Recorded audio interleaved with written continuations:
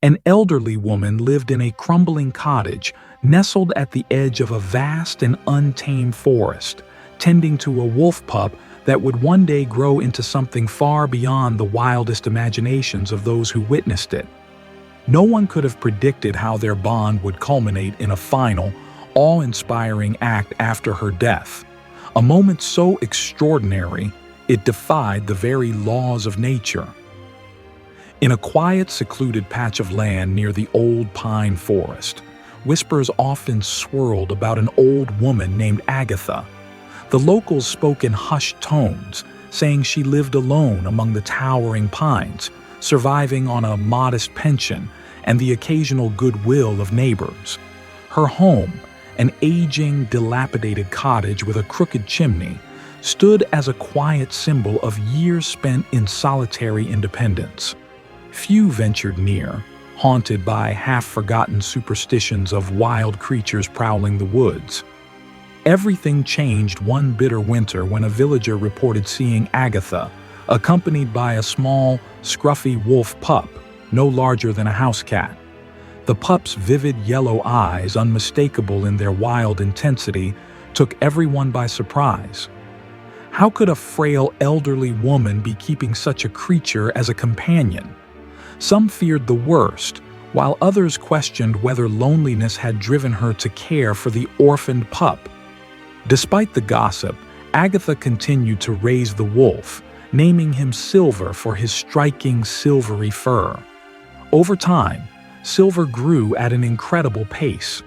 Villagers caught fleeting glimpses of him, bounding after Agatha on her rare trips to the market, his size so immense that even the local dogs kept their distance.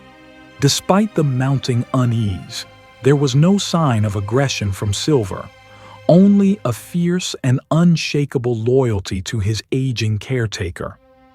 Those brave enough to approach Agatha's cottage would find themselves face to face with a towering wolf, standing protectively by her side, his ears alert, his gaze watchful yet calm. In whispered tones, the villagers would confess to a strange fascination with this unlikely pair. An old woman, bent with age, forging an unbreakable bond with a beast renowned for its primal instincts. Then, one autumn day, the unthinkable occurred.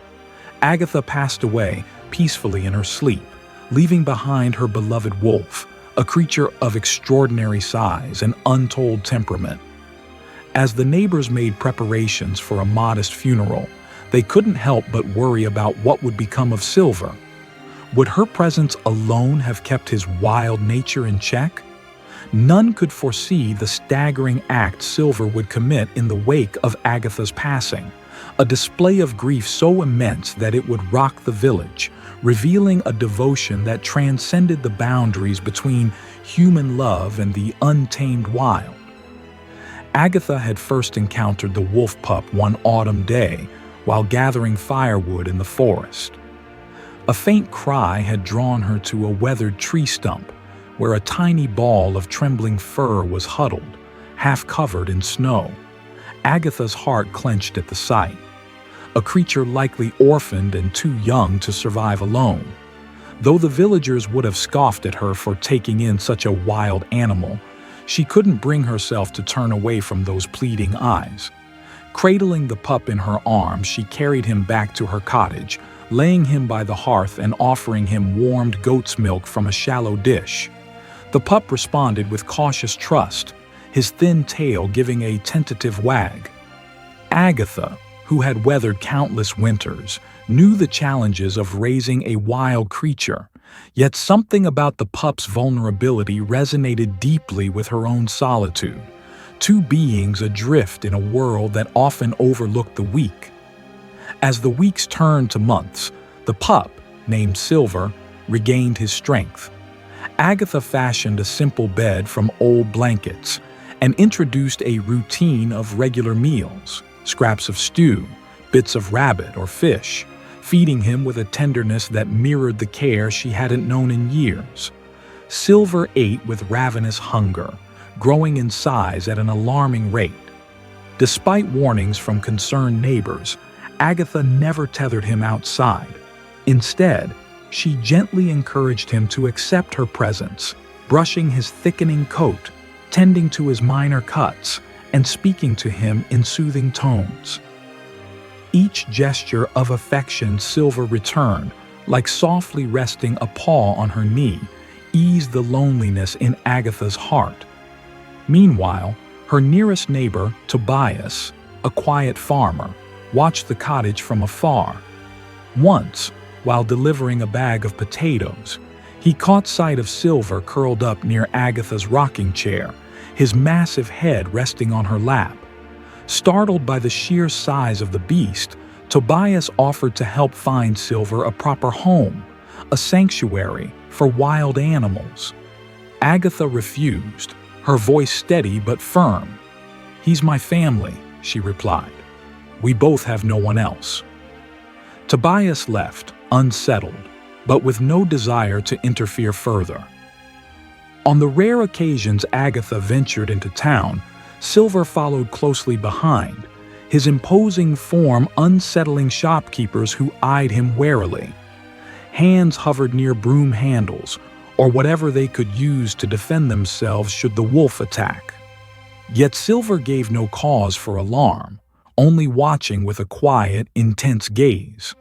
Gradually, some of the townspeople softened and offered him scraps of meat or bones, surprised at his calm demeanor.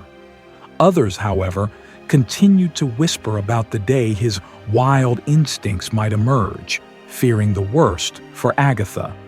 Through each passing season, the bond between Agatha and Silver deepened.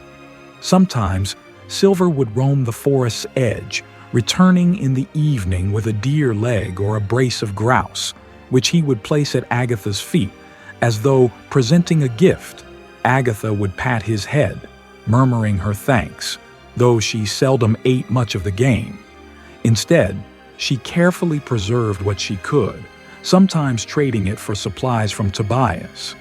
The village saw Silver's strength, but also his devotion, no mere pet, but a partner in their shared survival. As the years wore on, Agatha's health began to fail.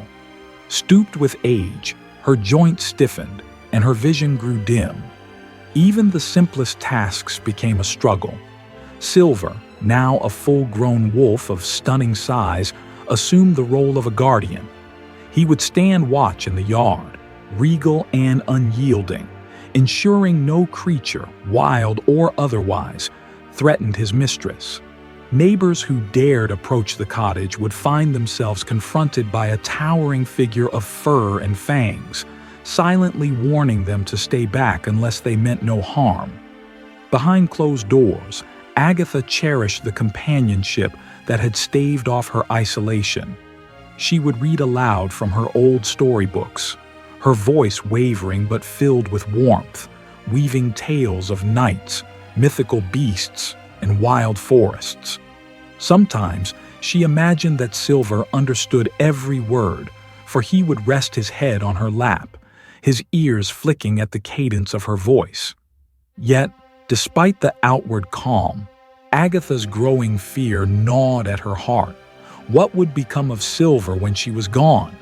She had overheard villagers whispering behind her back, calling him a monster, convinced that he would become a danger the moment she died. Late at night, by the light of a flickering lantern, Agatha would pray softly, hoping that Silver would find refuge, not an angry mob. She had considered writing letters to distant relatives or animal sanctuaries, but her frail energy and limited resources always kept her from acting on those thoughts. The winter that followed was harsh, with fierce winds howling through the trees and snow piling high around the crooked cottage. Agatha's coughing grew more frequent, her face pale and drawn. Silver stayed close, his watchful presence a constant comfort. One bitter evening, as she shivered by the fire, Agatha gently touched his muzzle, her voice trembling with both gratitude and sorrow. "You've kept me alive, you know," she whispered, tears brimming in her eyes. Silver pressed close, as if offering her his warmth, unaware that his quiet devotion was more than a mere act of loyalty. Agatha, sensing her end was near, found comfort in knowing that Silver had grown into a creature capable of surviving the wild on his own. She only hoped the villagers and their superstitions would leave him be. In that final winter, as the snow blanketed the earth and the wind howled through the trees, Agatha and Silver clung to a bond that surpassed any understanding of predator and prey. But in the back of Agatha's mind lingered one final question. How would Silver react when she was gone? And more importantly, who would protect him then? Despite Tobias's unwavering visits and his silent prayers for Agatha's recovery, her health continued to deteriorate. One frigid morning, with her frailty more evident than ever, Agatha whispered her greatest fear to him. "I don't have much time," she said, her voice barely audible as she lay in bed, Silver curled at her feet. "But my greatest worry is what will happen to Silver when I'm gone." Tobias, deeply moved by her vulnerability, promised that he would ensure the wolf would be treated kindly, though in his heart he doubted the village would be so understanding. Many still viewed Silver with suspicion. If word spread of Agatha's passing, would the villagers see the wolf as a threat to their peaceful community? Would they rally to chase him away, or worse? Meanwhile, Lily, a curious young girl from the village, overheard hushed conversations at the bakery about Agatha's failing health. Intrigued by the stories of the wild wolf who defied the natural order, Lily decided to visit. Ignoring her mother's warnings, she made her way down the snow-covered road to Agatha's crooked cottage. As she neared, Silver emerged from behind a snowdrift, his towering form casting an intimidating shadow. For a moment, Lily froze, her heart pounding in her chest. But the wolf stood still, his ears pricked, tail low in calm curiosity. He didn't approach, but allowed Lily to knock on the door without challenge. Agatha, wrapped in a threadbare blanket by the fire, greeted Lily with a gentle wave. Inside, the cottage was a cozy, if cluttered space, and for the next hour, Lily helped Tobias prepare a mild tea and tidy the room. Silver watched them closely, though he made no move to intervene, his gaze calm, yet penetrating. It was as if he accepted Lily as a part of the small circle of care surrounding his ailing companion. Lily often found herself drawn to Silver's eyes, unable to look away from the deep intelligence she saw there. Later, she would tell her friends that she had never felt such a connection with an animal. It was as though the wolf understood everything, every thought, every emotion, and carried a burden of knowledge too vast to comprehend. As Agatha's health continued to decline, her bond with Silver seemed to deepen. On certain nights, the villagers would hear distant, mournful howls drifting through the air, the sound haunting, like a lullaby sung in the dark to ease her suffering. Agatha would reach out, her frail hand gently stroking Silver's massive head, her voice soft with affection. "You've saved me from loneliness," she murmured once, her voice trembling. "And I've tried to save you from the cold. We've done well together, haven't we?" Despite these tender moments, the tension in the village began to rise. Whispers spread about what might happen if Agatha were to die. Some insisted Silver should be put down for safety, fearing that a wild wolf, especially one so large, would inevitably turn on humans. Others, swayed by Tobias's reluctant praise of the creature and Lily's stories of his gentleness, argued that Silver's loyalty was greater than many domestic dogs. The village became divided, with each side becoming more entrenched in their views. But none knew that Agatha's time was swiftly running out. One bitterly cold, starless night, Agatha passed away in her sleep, Tobias arrived early the next morning, bringing her the soup she had requested, only to find her lying peacefully beneath her worn quilt, her hands still and cold. Silver, standing by her side, looked as though he were mourning, his large form hunched in grief. His eyes, filled with an unspeakable sorrow, met Tobias's gaze, and for a moment there was no need for words. The news of Agatha's passing spread quickly, and a few villagers gathered outside, unsure of what to do. Tobias, his voice thick with emotion, announced her death to the small group. Reluctantly, the neighbors entered the cottage, half expecting the wolf to attack in his grief. But instead, they found Silver at Agatha's bedside, his head resting gently against her cold hand. It was a quiet, heartbreaking scene, one that spoke more of love than anything words could convey. The village, in mourning, held a small funeral. Only a handful of villagers attended, keeping a respectful distance from the grave. At the ceremony, Silver sat at the edge of the cemetery, his eyes locked on the freshly lowered coffin, as if waiting for Agatha to rise once more. His solemn presence unnerved some, while others found it deeply moving. When the final rites were completed and the grave was filled with cold earth, Silver let out a long, mournful howl that echoed across the snow-covered landscape. The sound was filled with raw sorrow, a grief so profound it stirred something in even the most fearful hearts. The wolf, despite his terrifying size, was no longer a mere creature of instinct.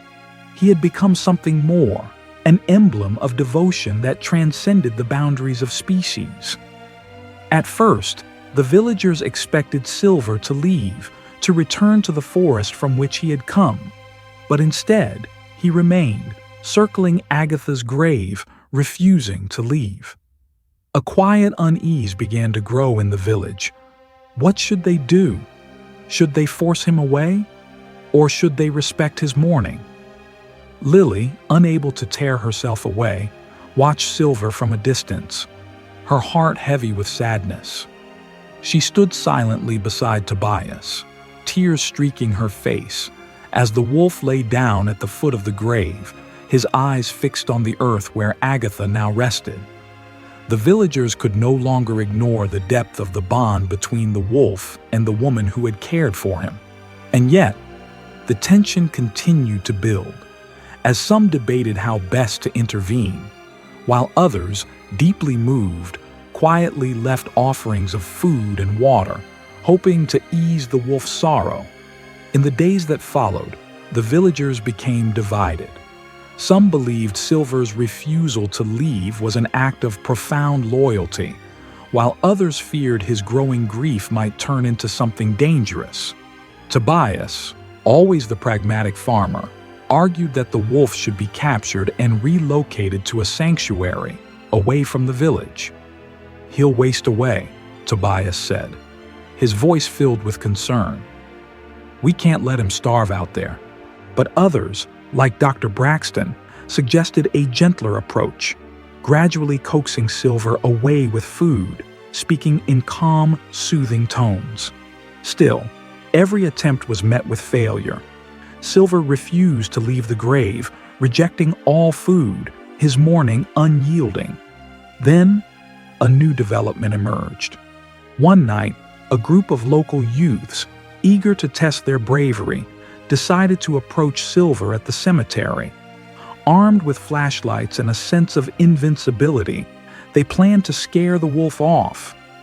But as they neared the grave, something changed in the air. Silver stood, his massive frame rising like a shadow from the snow, eyes glowing with an eerie intensity. The youths froze, the ground beneath them vibrating with the low rumble of the wolf's growl. The sound was deep, bone-chilling. They scattered, running back to the village, their bravado shattered, their terror palpable. The next morning, rumors spread like wildfire. Some whispered that Silver had been possessed by Agatha's spirit, guarding her grave from any who would disturb her rest. Others believed he was simply an animal, lost in his grief. Tobias, upon hearing of the youth's failed attempt, chastised them for their recklessness, but also realized that something needed to be done, soon. But the most startling revelation came from an unexpected witness, a traveling peddler who had passed through the village and stopped at the cemetery out of curiosity. The peddler, speaking in a hushed voice, recounted seeing Silver pawing at Agatha's grave in the early hours of the morning. He wasn't trying to dig her up, the peddler insisted, but seemed to be carefully smoothing the earth as though tending to it, paying respects in his own way. The sight of a wild wolf performing such a human-like act sent shivers through the village. Some saw it as a beautiful testament to the bond between Agatha and Silver, while others wondered if the wolf's grief had driven him beyond the limits of the natural world. The village was in turmoil. Agitated voices filled the local church hall, a tense murmur echoing off the whitewashed walls. Some demanded immediate action to drive the wolf away, insisting that an animal so attached to a human grave could only signify an unnatural bond that would lead to violence. A few, including Lily, voiced their protests, arguing that Sila's devotion wasn't some dark magic or omen. It was simply love. Still, fear held sway over the majority, and their calls for drastic measures grew louder. At the center of the debate, Lily's father found himself torn between caution and admiration. As a father, he feared for Lily's safety, but he couldn't deny that the wolf's refusal to leave Agatha's grave conveyed a depth of loyalty and sorrow that defied reason. After an hour of heated arguments, Dr. Braxton stood to propose a compromise. "Let me and a few volunteers keep an eye on him," she suggested. "We'll try to guide him toward a safer space, maybe feed him if he's willing, but we won't force him away." Her words found traction with those who couldn't stomach the thought of killing or capturing the wolf, but still felt uneasy about leaving him alone in the cemetery. Over the following week, a small group, Tobias among them, attempted to monitor the wolf from a distance. They brought water and meat, watching him silently from behind the weathered headstones.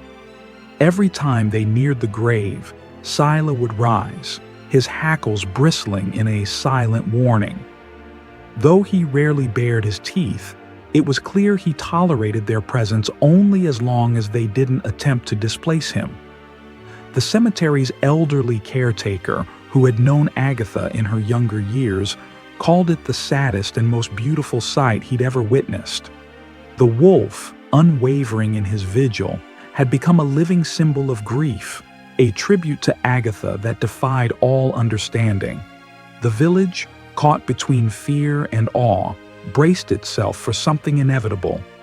No one could predict what would happen, but it was clear that Sila's unwavering devotion was building toward a climactic act, something that would either prove Agatha's faith in him was justified or redefine the wolf's nature in a way that would echo through the region for generations. Each day that Sila remained at the grave seemed to deepen the emotional turmoil among the townspeople. Those who favored mercy saw only the tragic beauty of his vigil, an emblem of love that transcended death. Meanwhile, the suspicious murmured of danger and dark omens, their unease magnified by the wolf's uncanny behavior. And those in between, like Lily's father or Tobias, were burdened by indecision, each man wrestling with his own conflicting thoughts. Agatha's funeral had been quiet and modest, but the mystery of the wolf's presence at the grave lingered. Not a day passed without fresh speculation. Why did the wolf refuse food or shelter except when placed directly at the grave?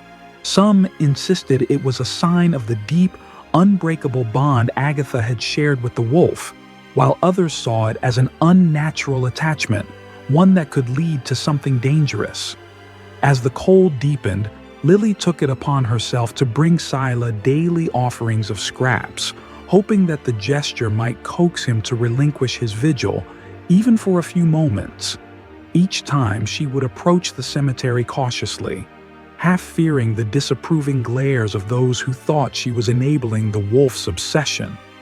Yet Lily pressed on, unbothered by the whispers. Every visit, Sila would acknowledge her with a soft tilt of his enormous head. On rare occasions, he would accept food from her hand, swallowing it silently before returning to his watch. Lily's father, torn between his paternal instinct to protect his daughter and a growing respect for the wolf's grief, also found himself returning to the cemetery. Though he never dared approach as closely as Lily did, he stood at a distance, arms crossed, his thoughts racing. "If the wolf keeps this up, what happens next?" he murmured one evening as he and Tobias huddled behind a row of evergreens, watching the wolf's silent mourning. "I don't think he'll stay there forever," Lily's father replied quietly. "But if we try to force him away, we might provoke him or destroy something sacred." Tobias, who had once been an advocate for capturing Sila and sending him to a sanctuary, now watched the wolf with reluctant awe. "I'll admit," he said slowly, "I've never seen an animal grieve like this. It's like he's guarding her, even in death." A long silence followed, broken only by the wind whistling across the cemetery. The father nodded thoughtfully, his gaze lingering on the wolf. Meanwhile, Ms. Hawkins, the village journalist, observed the situation with a mix of intrigue and caution.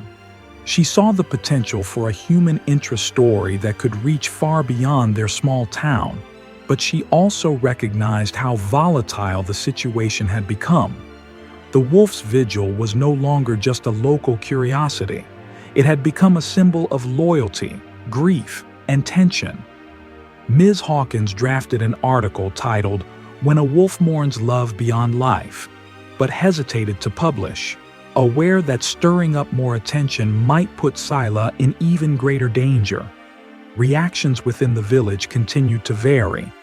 Some, moved by the wolf's devotion, began leaving small tributes near Agatha's grave, a jar of lavender to mask the scent of fresh earth, a candle to keep the grave from feeling so cold. Others, however, voiced their anger, complaining to local officials that the cemetery was being besieged by a giant wolf, and that it was disrespectful to the memories of their own departed loved ones. The village pastor, Father Everett, found himself caught in a moral dilemma. Is it not a reflection of God's creation that this creature mourns? He asked during a Sunday sermon. Perhaps we should open our hearts rather than shun him. His words, though heartfelt, only fueled the polarization of the village. Amid these tensions, Dr. Braxton quietly reached out to a conservation officer from a nearby district, hoping to find a balanced solution. The officer, upon hearing the story, expressed both skepticism and intrigue. A wolf that refuses to leave a grave is not typical behavior, he remarked. If I come out there to capture him, it might do more harm than good. Perhaps we should let him be a while longer. With no immediate sign of aggression from Sila, the officer saw no reason to rush to action, provided the villagers could exercise patience. One frosty evening, as Lily approached the cemetery with a tin of scraps, she found Sila closer to Agatha's headstone than ever before. His breathing was labored, his eyes unfocused. Alarmed, Lily crept closer, half wondering if he was injured or ill. Summoning her courage, she stretched out her hand, trembling with fear and concern. Sila stirred, pressing his muzzle into her palm, emitting a quiet whimper. The raw sorrow reflected in his eyes mirrored her own heartbreak, and it took everything Lily had not to break down in that moment. When she softly called his name, Sila lowered his head to the snow, as if conceding to a grief that was slowly consuming him.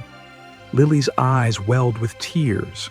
She realized that while Sila's presence at the grave honored Agatha's memory, it was also slowly destroying him. The bitter winter nights, the lack of food, and his refusal to leave the grave were all taking their toll. "You can't die here," she whispered, her voice cracking with emotion. "You can't let her memory die with you." In that moment, Lily understood the deep emotional dilemma facing the entire village: how to respect the wolf's love for Agatha without allowing it to consume him. Watching from a distance, Lily's father and Tobias exchanged grim glances. The wolf had grown gaunt, his once glossy coat now dull under the pale sky. "We need to do something," Lily's father murmured to Tobias, "or he'll waste away out here." Tobias, his jaw set in determination, nodded. "It's time," he said quietly. "We either find him a safer place, or we intervene." As the nights grew colder and the cemetery grew quieter, the question hung in the air like an unspoken truth. Could they save Sila from his grief? Or would the final chapter of Agatha's legacy be a wolf's death on her frozen grave? And just when the village thought it couldn't become any more complicated, a new arrival threatened to escalate the situation even further.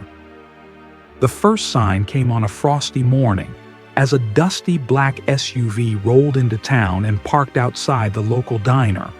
A severe-looking woman stepped out, her thick parka cutting through the cold.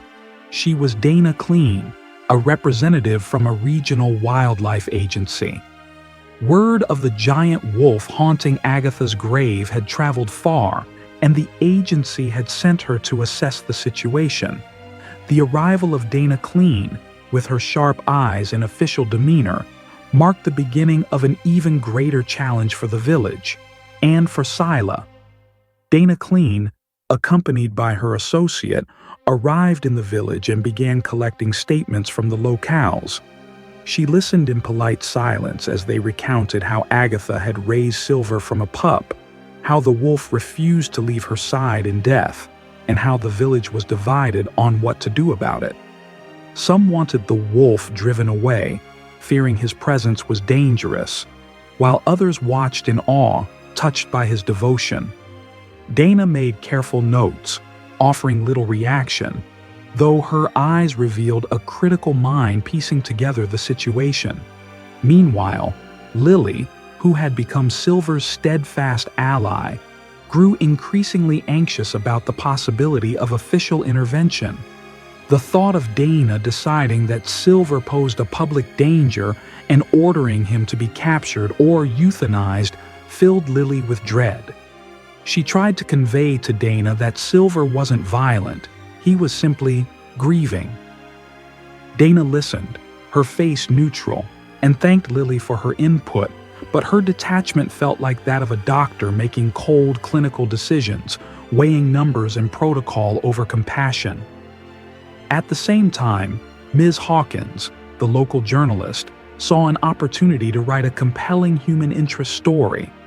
She had been quietly documenting Silver's vigil, capturing the poignant image of a massive wolf braving the elements to remain near Agatha's grave. When she learned of Dana's arrival, Ms. Hawkins knew the moment for a headline had come. However, she also understood the delicate balance she had to strike. Any move to sensationalize the situation could spark backlash, particularly from those who viewed Silver as a threat. Ms. Hawkins wrote drafts of an article titled "When a Wolf Mourns Love Beyond Life," but refrained from publishing it, recognizing that any further scrutiny might endanger Silver's fragile acceptance in the community.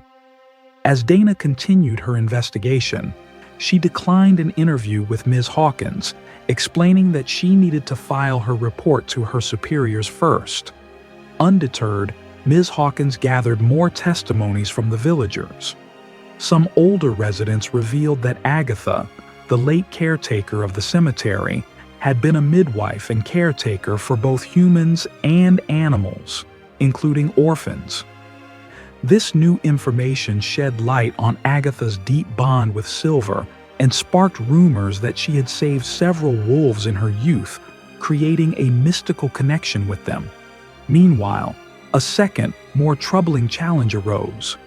Opportunists, strangers, driving battered trucks and asking probing questions about Silver's whereabouts, began arriving in town.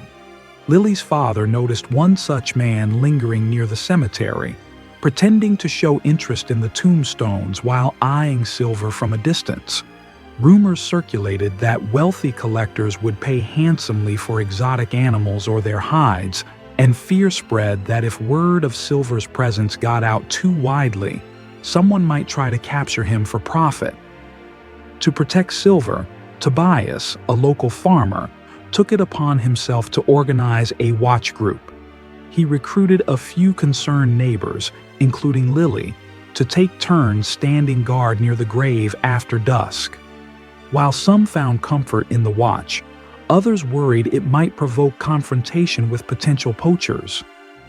Dr. Braxton, the local vet, offered advice on how to avoid escalating the situation, warning that no life was worth losing in a vigilante standoff.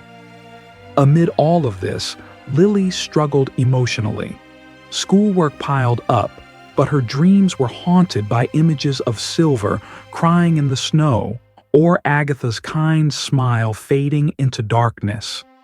The weight of the situation pressed heavily on her, and she found herself hoping that Silver could survive both his grief and the looming threats from outsiders. Occasionally, Lily confided her worries to her father or Ms. Hawkins, but every time she faced Silver, she felt an unspoken plea in his eyes. "Protect me. Let me mourn."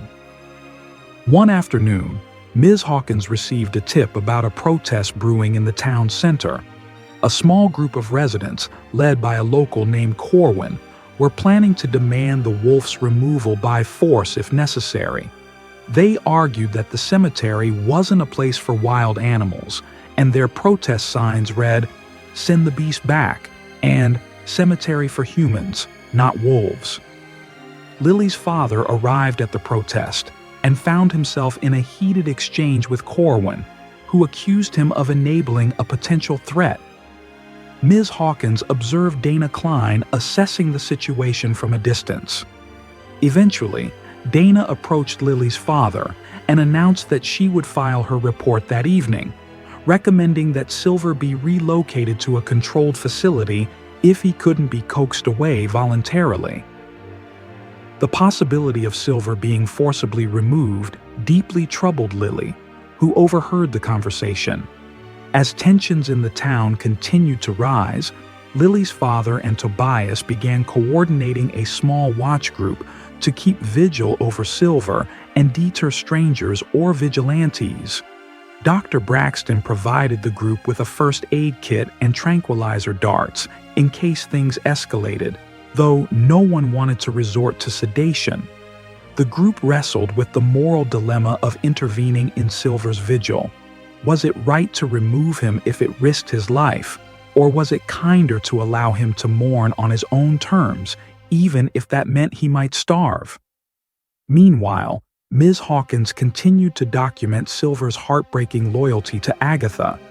She received praise from some readers, while others accused her of sensationalizing the situation. One email scolded her for fueling wolf hysteria, while another demanded she stop glamorizing a savage beast. Ms. Hawkins responded firmly, stating that she was simply documenting a reality that didn't fit neatly into any category, that this was a wild animal showing more loyalty than many humans ever could. Lily, once drawn to Silver out of compassion, now saw that the wolf's grief mirrored her own. The wolf's unwavering devotion made her question whether a heart so full of sorrow could ultimately destroy itself. She felt Silver tremble with pained longing each time she tried to coax him from Agatha's grave.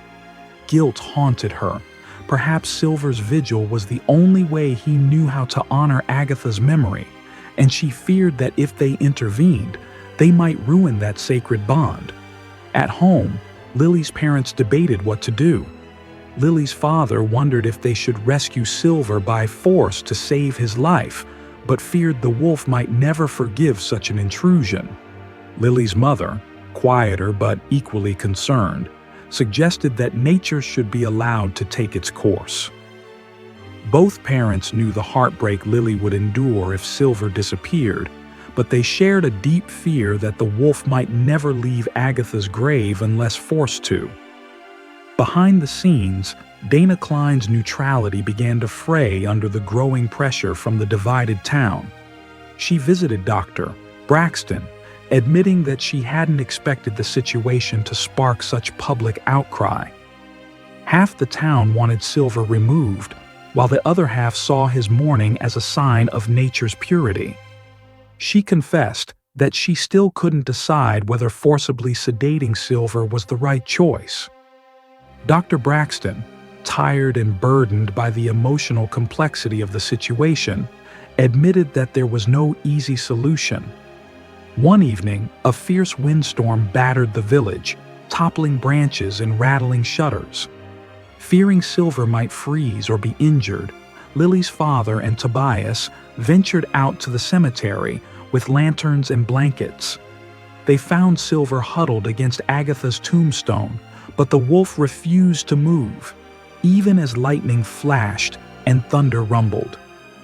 After the storm passed, Lily found Silver cold and hunched, but when she wrapped a blanket around him, the wolf let out a soft whimper and leaned into her briefly before resuming his place at the grave.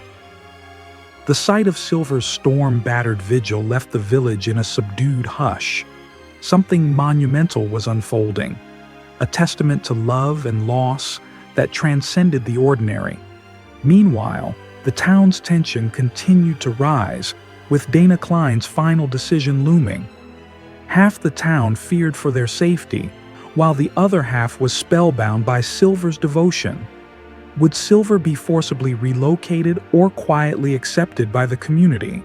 Could the wolf survive long enough for either outcome to happen?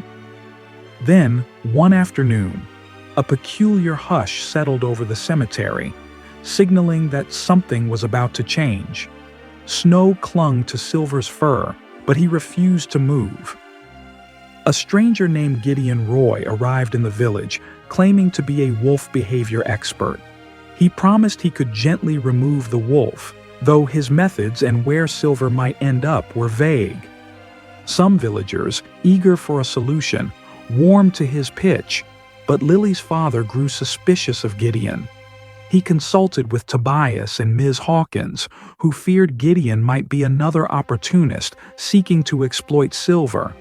Ms. Hawkins dug into Gideon's background and uncovered nothing solid, only questionable references and blog articles. She concluded that Gideon was either a con man or dangerously untrained. Dana Klein also grew wary of him when he refused to provide proper credentials.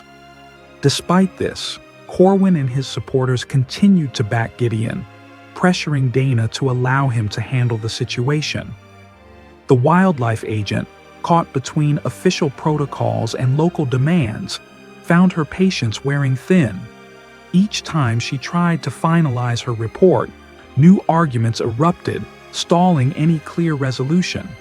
Meanwhile, Lily observed these swirling tensions with growing dismay.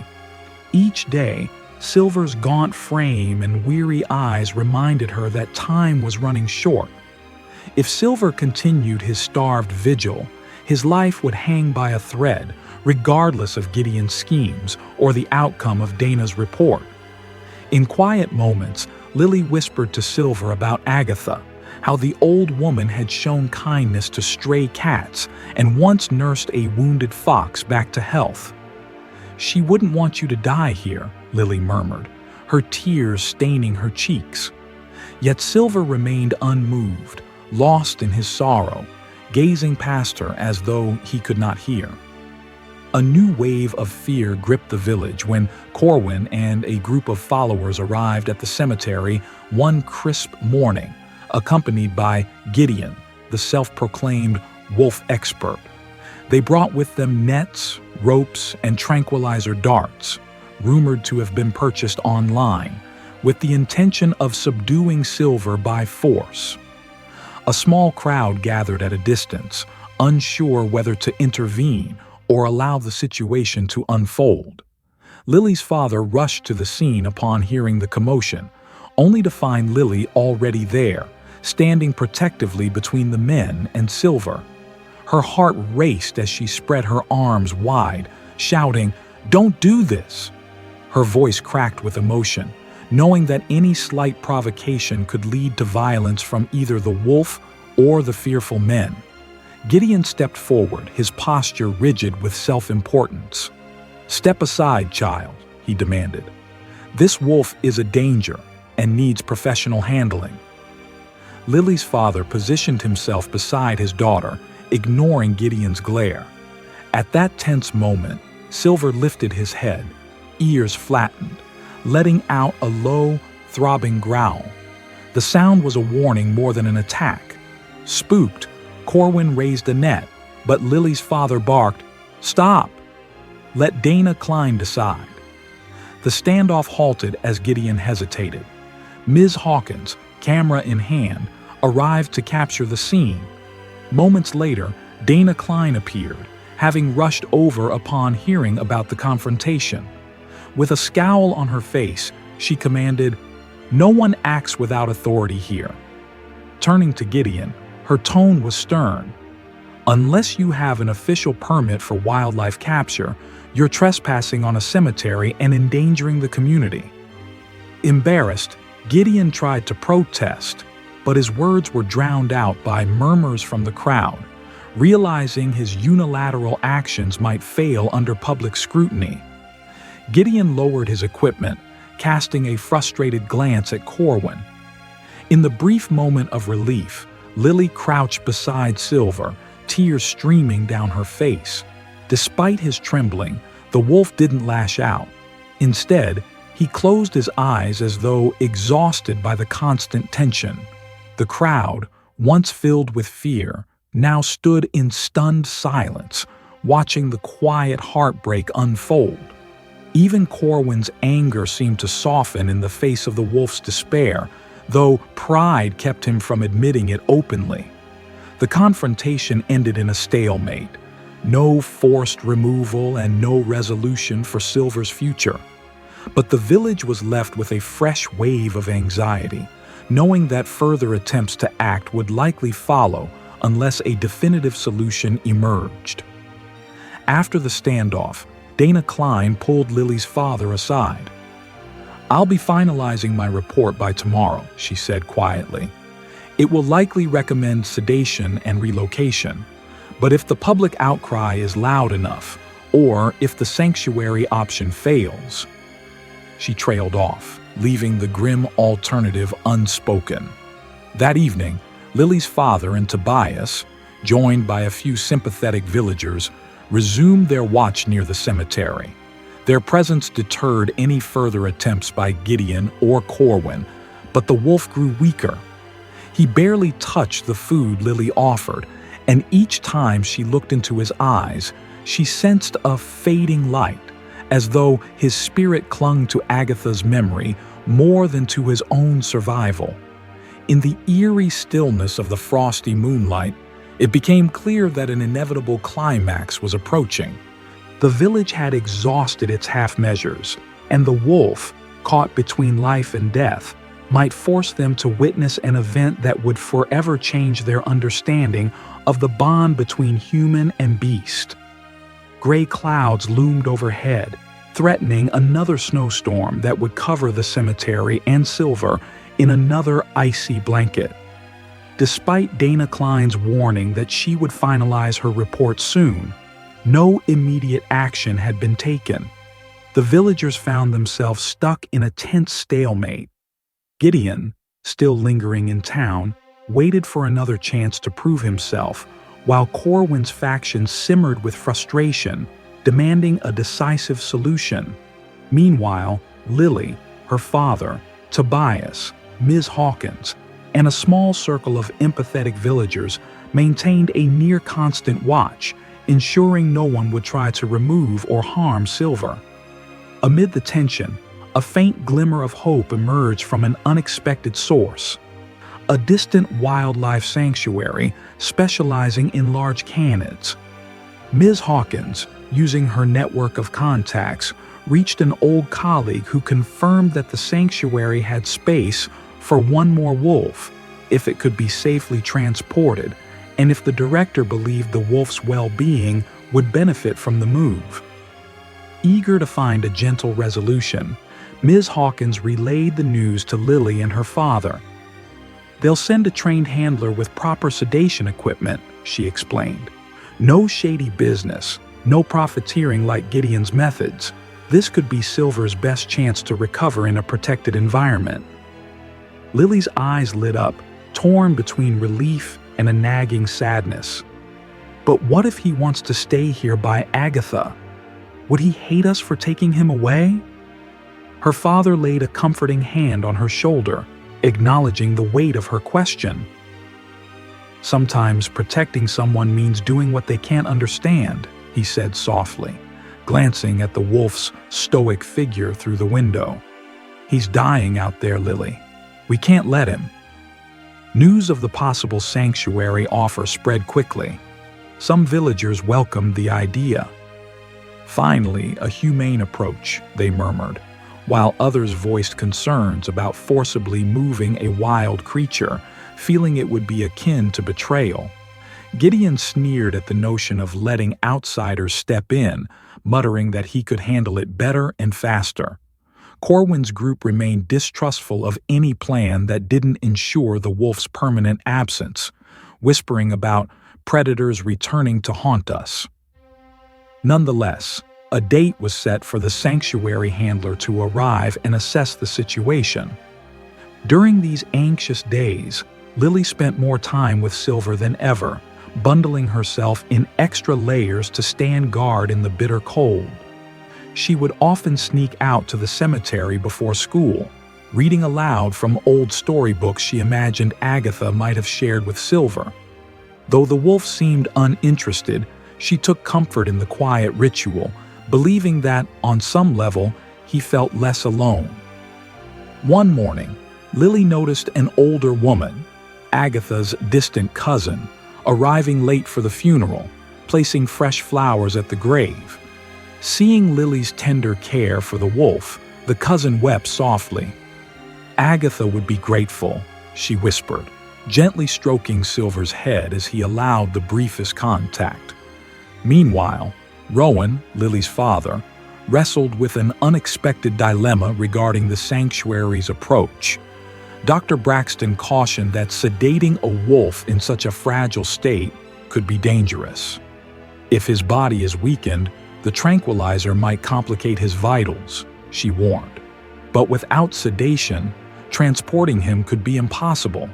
He's still a wild animal. Rowan grimaced, recalling the wolf's powerful jaws and fierce protectiveness. "He's known me, Lily, and a few others." But a stranger poking him with a dart could provoke a final, desperate response. Ms. Hawkins reassured him, explaining that the sanctuary staff were experienced with traumatized canids. They've handled wolves rescued from awful conditions. They understand heartbreak and stress better than most, she said. If there's a place for Silver to find peace, it's there. In her eyes, Rowan saw a reflective sorrow, as if Ms. Hawkins had witnessed too many sad endings in her journalistic career. A flicker of determination ignited in him. "If there's even a chance for Silver, I'll fight for it." Finally, the leaden sky broke, releasing snow that whipped around the grave, dusting Silver's fur with a shimmering white coat. Dana Klein stood at a respectful distance, clipboard in hand. After a long moment of watching the wolf, she approached Lily and Rowan. "I've decided," she began, her voice a mix of relief and concern. I'm greenlighting the sanctuary's plan. We'll coordinate with them to transport the wolf out of town. I'm sorry if that disappoints you, Lily, but I believe it's the best outcome." Lily nodded, tearfully grateful, but pained. Rowan quietly thanked Dana, acknowledging the tough position she'd been in. That evening, in a final complication, Gideon made one last push, cornering Lily's father outside the general store, offering a more confidential removal. Rowan refused calmly but firmly, stating they would wait for the sanctuary's professional team. Gideon spat in disgust, calling them fools, blinded by a monster. Ms. Hawkins, who overheard, confronted him with her camera, capturing his rant. Realizing he'd lost public favor, Gideon stormed off into the swirling snow, leaving behind an unsettling sense of unfinished animosity. Thus, all the elements converged. A broken-hearted wolf clinging to his graveyard vigil, a village torn between fear and empathy, a legitimate sanctuary team on the way, and a self-appointed trapper seething over his thwarted ambitions. Tensions escalated as Rowan lit a lantern on the porch, standing vigil through the night. Inside, Lily sat by the window, silently praying that Silver might understand. When the time came, she refused to accept that a rescue mission could feel like betrayal. "He saved me from apathy," she thought, recalling the wolf's quiet grace and protective loyalty. "Now it's my turn to save him from despair." Amid the swirling winds and silent tombstones, the stage was set. The next few days would decide whether Silver's story ended with a gentle passage to a new beginning or unraveled into tragedy at Agatha's snow-laden grave. In that fragile calm before the final act, each character braced for what was to come, an ultimate test of whether devotion could triumph over sorrow and whether the wolf's heartbreak might yet transform into a miracle of survival and second chances. A fresh blanket of snow muffled the village streets, creating an odd stillness in the cemetery. An eerie hush persisted. No footsteps, no murmured voices, just the towering wolf at Agatha's grave. Yet behind this fragile silence, tensions climbed toward a breaking point. Villagers who sympathized with Silver continued to leave food and water a respectful distance away, while those uneasy with his presence became increasingly vocal. Unsure how long they could wait for the sanctuary team, many wondered if Silver would succumb to grief before help arrived.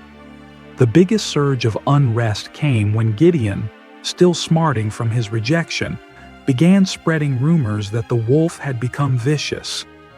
He told anyone who'd listen that it was only a matter of time before that monster attacked a child, fueling anxiety.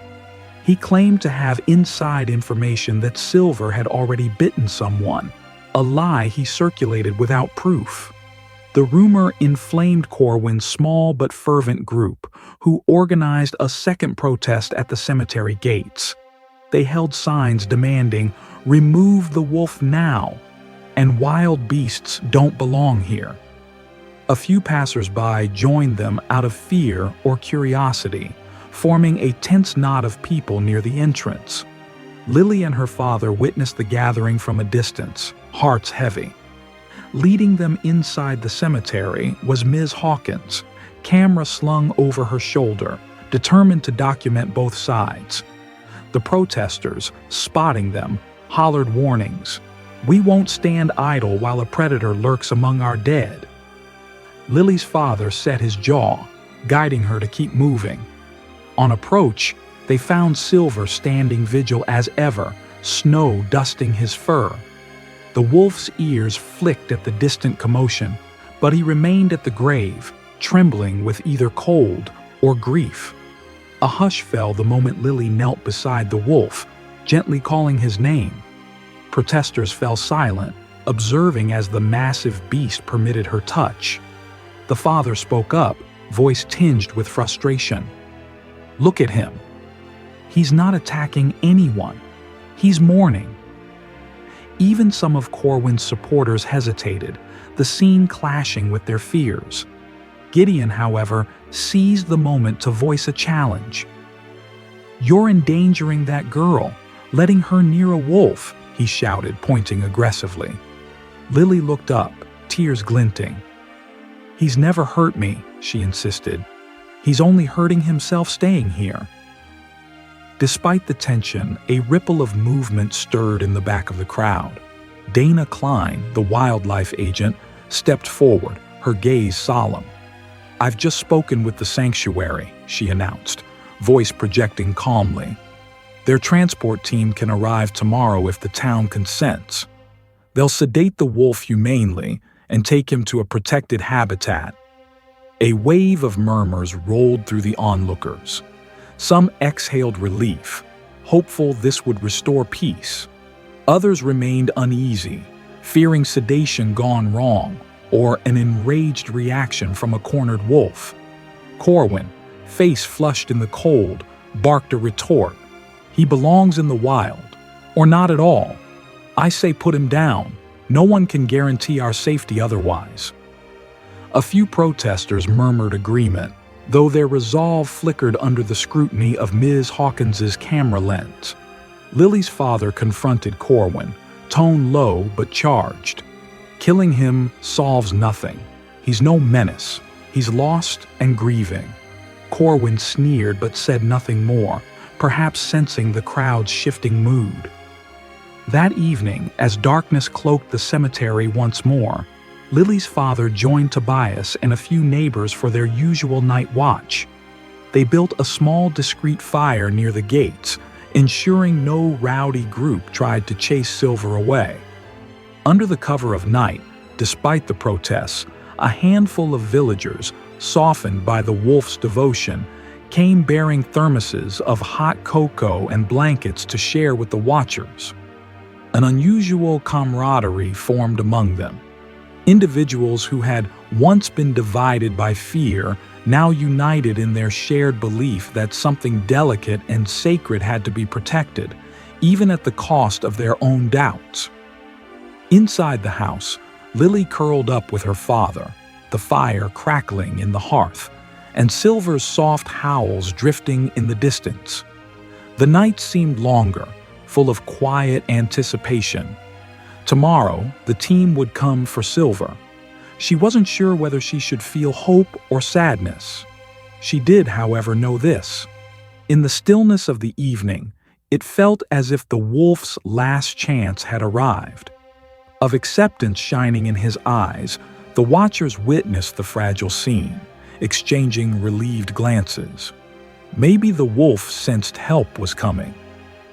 Late that night, starlight gleamed on gravestones as the watchers huddled around a lantern, forging a last line of defense against either misguided protesters or opportunistic poachers. Each face reflected tension, but also a quiet resolve. In the distance alone, Coyote's yip drifted across the snow, and Lily wondered if Silver longed to answer that call, to rejoin the wild. She knew he ached for this, but with dawn poised to bring the sanctuary's professionals and a final verdict, the town braced for the climax. Would Silver consent to sedation and transport, or would his last vestige of feral spirit resist, risking a tragic outcome? In the hush of the frosty cemetery, standing between sorrow and salvation, each character awaited the decisive moment, hearts pounding with a mix of dread and hope. The unspoken question lingered in every frosted breath. Would this end in a quiet rescue or an irrevocable loss? Morning arrived in a blaze of pink and gold clouds, the sun peering over the snowy horizon as if to bear witness to the final act of the wolf's vigil. The sanctuary team was due to arrive at noon, and the entire town seemed to hold its breath in anticipation. A hush enveloped the cemetery, broken only by the crunch of boots on ice as Lily, her father, and a small group of neighbors made their way to the site beyond the gate. Silver lay motionless against Agatha's grave, his once majestic form looking frail in the crisp light. Lily's eyes watered at the sight. The wolf's breaths were shallow, each exhale fogging the frosty air. He had weathered weeks of mourning and hunger, and it showed. Though she approached with caution, carrying warm broth, the wolf scarcely lifted his head. A soft whine escaped him, as if acknowledging her presence without the energy to react further. Meanwhile, Dana Klein arrived with Sensen and another ranger, reviewing last-minute logistics for the sanctuary transfer. They planned to sedate Silver gently, then load him onto a specialized transport van. Dr. Braxton, prepared with sedatives that minimized risk, clutched her medical bag, her face grim but resolved. "It's our best chance," she reminded everyone, her voice carrying a note of reassurance. "He can't survive this vigil much longer. This is mercy." Yet the tension in the air hinted at possible interference. Gideon, self-proclaimed wolf expert, still loitered in the area, visibly disgruntled at being sidelined. Corwin's faction had also gathered at a distance, wearing faces of distrust. Lily, trembling with a mixture of relief and sorrow, stood close to her father, uncertain how the morning's events would unfold. Each faction, those who favored rescue, those who demanded Silver's removal, and those who harbored darker intentions, seemed poised for a final confrontation. Shortly before noon, the sanctuary team's van pulled up near the cemetery. Two handlers emerged, clad in thick winter jackets, their gear rattling softly, tranquilizer darts, blankets, and a collapsible stretcher. Surveying the scene, they exchanged meaningful glances. It was clear this was no ordinary rescue. They introduced themselves to Dana and Dr. Braxton, who promptly explained the scenario in lowered voices. Lily hovered, listening, her heart pounding each time she heard the word sedate. Finally, the handlers approached Lily and her father. One knelt down to speak at eye level, offering a kind smile. "We promise to be gentle. We've done this before with traumatized wolves. Minimizing stress is key." Lily nodded, tears brimming. "He's been through so much," she whispered. "Please don't hurt him." The handler's gaze flicked to Silver's trembling form. "We'll do our best." With the plan set, Dr. Braxton readied a syringe of sedation, explaining that they'd first attempt a mild dose to calm the wolf. If he allowed Lily or her father near, they could administer the injection discreetly. If he resisted, the handlers would use a dart gun from a safe distance.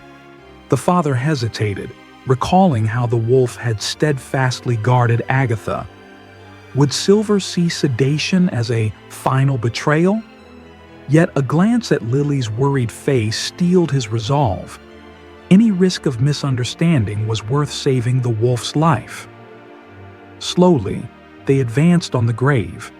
The father led, Lily close behind, carrying a chunk of cooked meat in hopes Silver might eat. The handlers and Dr. Braxton followed at a measured distance, tranquilizer at the ready. Sensen and Dana Klein stayed by the gate, watching carefully, prepared to intervene if Gideon or Corwin's followers attempted to disrupt the procedure. Silver stirred as they drew near, lifting his heavy head to peer at Lily. She knelt, her heart in her throat. "It's okay," she murmured, her voice quavering. Gently, she offered the meat. The wolf sniffed, then let out a low whine, but did not pull away. In that fleeting moment, Lily's father motioned Dr. Braxton forward, hands shaking slightly. The vet knelt on the opposite side, syringe hidden in her coat sleeve, as Lily stroked the wolf's fur, whispering comforting words. Dr. Braxton administered the sedative with a swift, practiced motion, hardly more than a pinprick. Silver stiffened, letting out a pained whimper but did not lash out. Lily's chest constricted at the sound, part of her screaming that this was betrayal, but she swallowed her guilt, knowing it was for Silver's survival. The sedative slowly took hold, and Silver's golden eyes filled with confusion, a flicker of fear crossing his face as his limbs began to relax. The air around him was thick with tension. A quiet hush hung over the scene. Onlookers held their breath, unsure of what would come next. Gradually, the wolf's eyes began to droop, his body sagging against the snow as he succumbed to the effects of the sedative. Dr. Braxton nodded to the sanctuary handlers, who moved with quiet efficiency. They slid a stretcher beside the wolf, speaking in low, soothing tones to keep him calm as they prepared to lift him. Lily's father, his face etched with emotion, stood close, hands trembling but steady as he helped the handlers lift the limp form of Silver. Lily, her heart breaking in silent waves, placed one final touch on the wolf's muzzle, her tears falling freely now. She had witnessed this creature's devotion, this force of nature who had held vigil at Agatha's grave, and now she was parting with him, perhaps forever.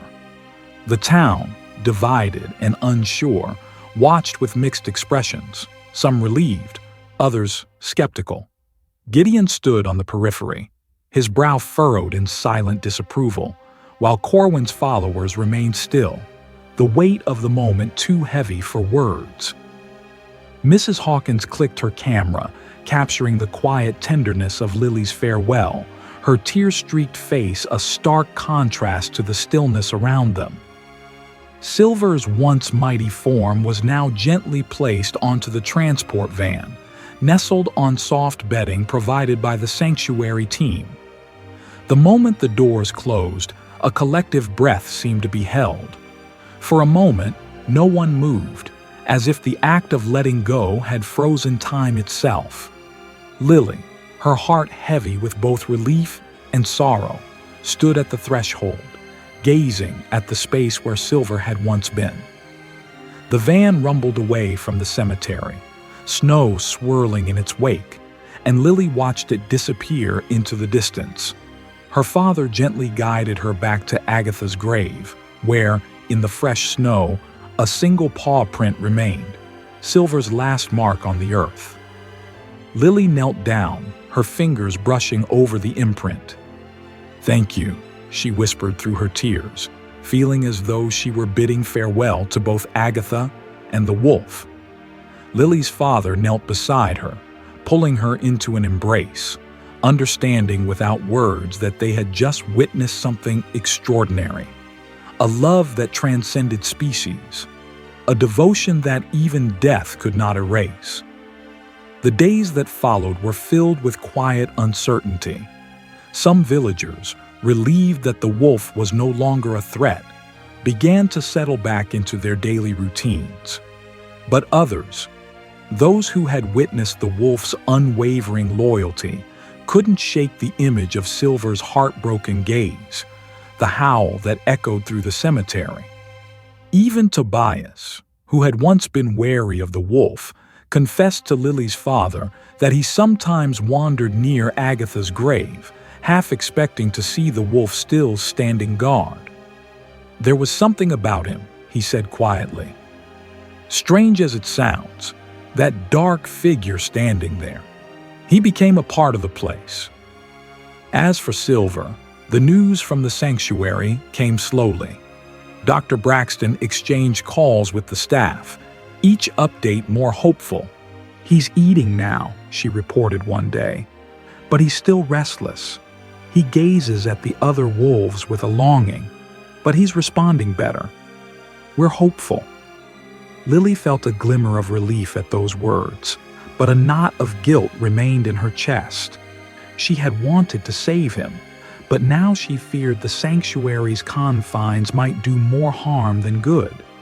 Despite her fears, her father made a quiet promise to her.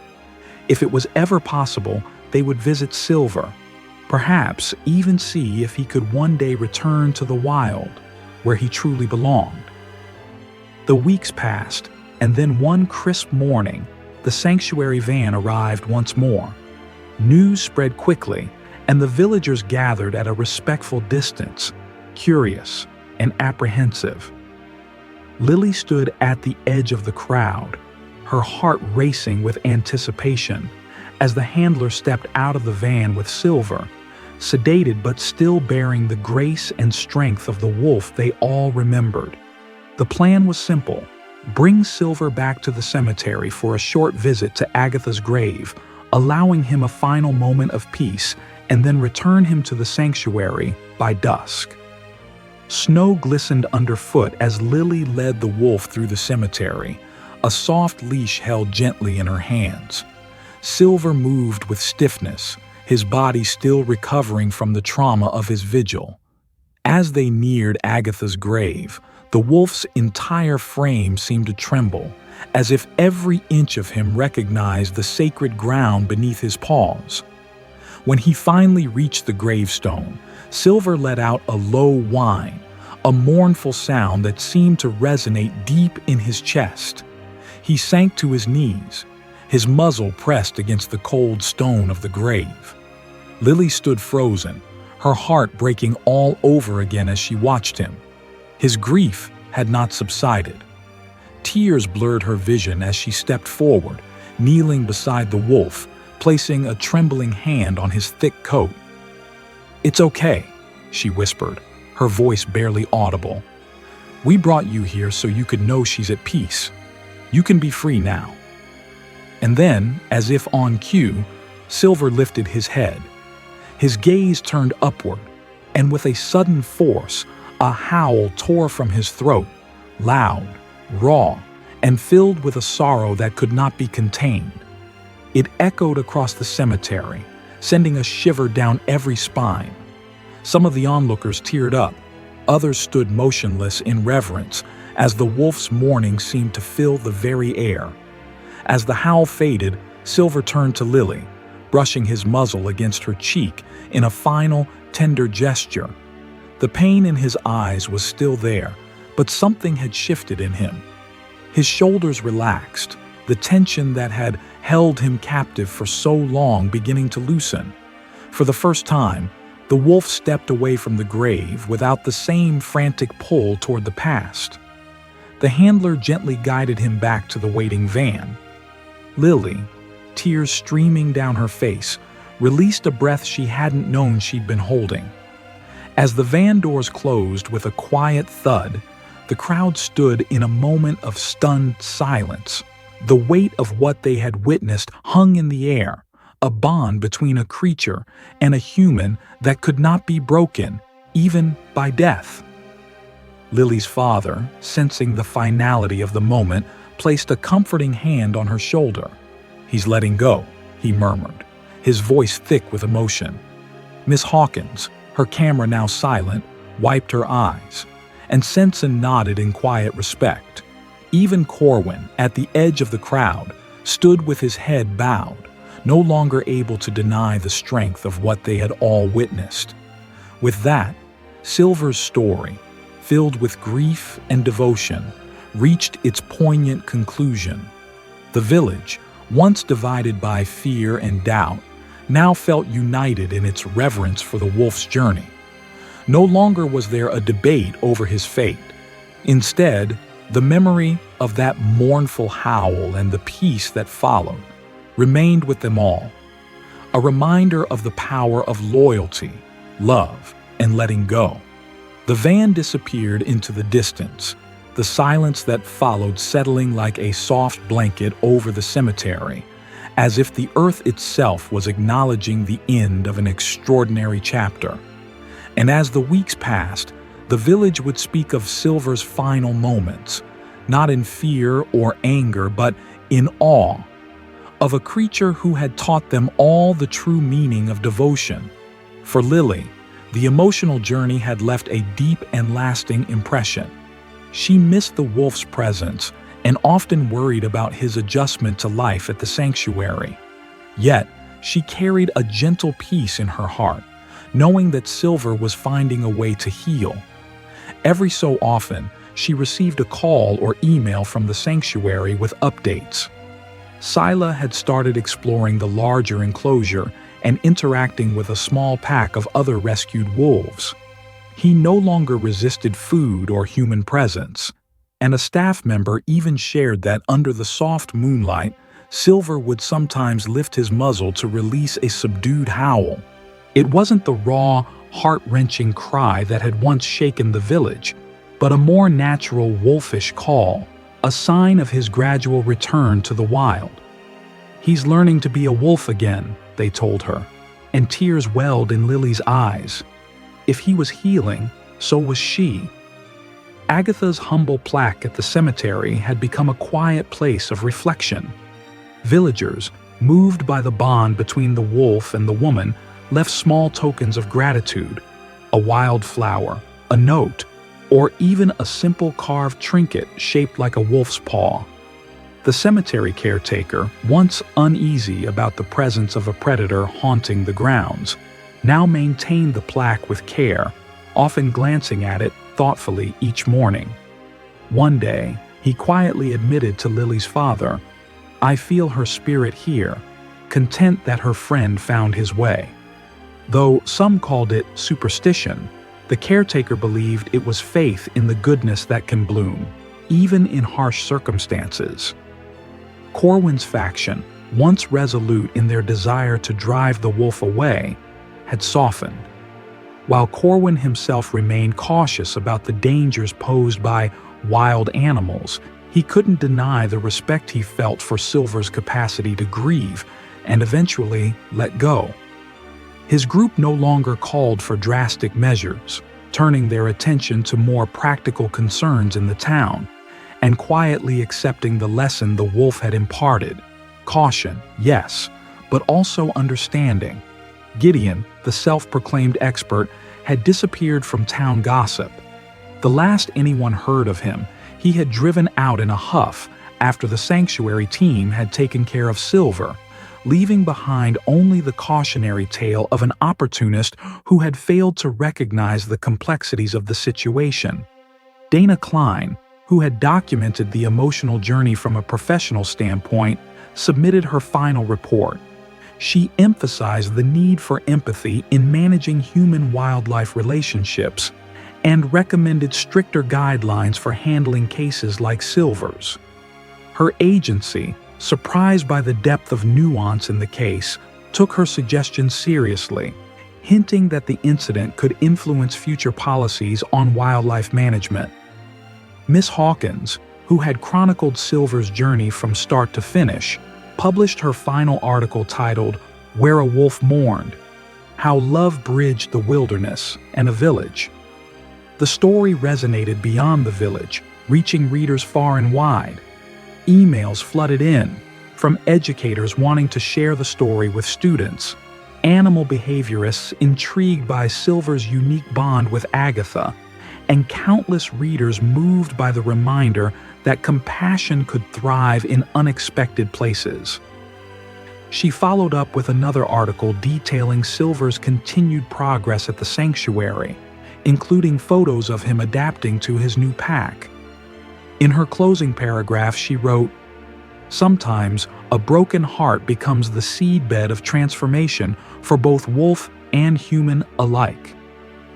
Lily's father, relieved to see his daughter more at peace, found that the ordeal had stirred something within him as well.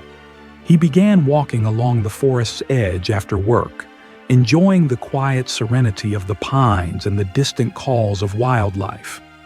In moments of reflection, he would think of Agatha's quiet strength and the unwavering loyalty she had cultivated in Silver. Though tinged with sorrow, these memories filled him with a quiet pride. He and his neighbors had done what was right, standing firm to protect a creature that was neither fully tame nor entirely wild, but deserving of compassion nonetheless. In time, Dr. Stone reported that Sila had fully regained his strength. His frost-bitten leg no longer hindered his movements, though a faint scar remained as a testament to his past. The sanctuary staff sometimes joked that Silver acted as a guardian to newer rescues, greeting anxious animals with a calmness that seemed to echo the caretaker's gentle nature. Whether Silver truly remembered Agatha or simply carried forward the lessons of love and care she had imparted to him, no one could say for sure, but the effect was undeniable. Once a wolf caught in hopeless grief, Silver had found a way to thrive again. One sunny spring afternoon, Lily and her father made the journey to the sanctuary to visit Silver. Miss Hawkins, eager to document the next chapter in the wolf's journey, accompanied them. The staff welcomed them warmly, guiding them through the winding enclosures with care. When they reached the fence, Lily's heart leapt. There, standing amid the tall grass, was Silver. He paused as he saw her, his ears flicking, his nose quivering, as if recognizing a long-forgotten scent. Then, in a moment that took Lily's breath away, the wolf ambled forward, pressing his muzzle gently against the chain link, giving a soft huff of recognition. Lily's eyes filled with tears. She couldn't be sure if he truly remembered, but when she whispered his name, he responded with a low, gentle rumble in his throat, a tender sign that a bridge had been built once again between them. Standing there under the wide sky, Lily felt a peace she had never known before. Sometimes, love and gratitude could eclipse even the deepest sorrow. She whispered a silent thank you to Agatha, whose spirit seemed to linger in the breeze. Stepping back from the fence, Lily and her father watched as Silver returned to his pack, content, safe, and free from the weight of sorrow that had once held him captive. They too found a quiet resolution.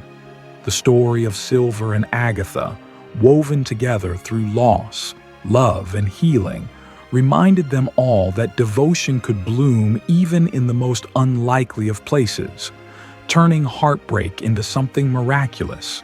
If Silver's story and Agatha's unbreakable bond with the once orphaned wolf have touched your heart, we invite you to join us in celebrating the power of compassion. Subscribe to our channel for more uplifting stories that bridge the gap between humans and animals. Like this video to support our mission and share it so others can witness the impact of genuine devotion. Leave a comment telling us your thoughts on Agatha's legacy and how one small act of kindness can echo across an entire community. Together, we can keep forging connections that defy obstacles and nurture hope, even in the most desolate landscapes of fear and sorrow.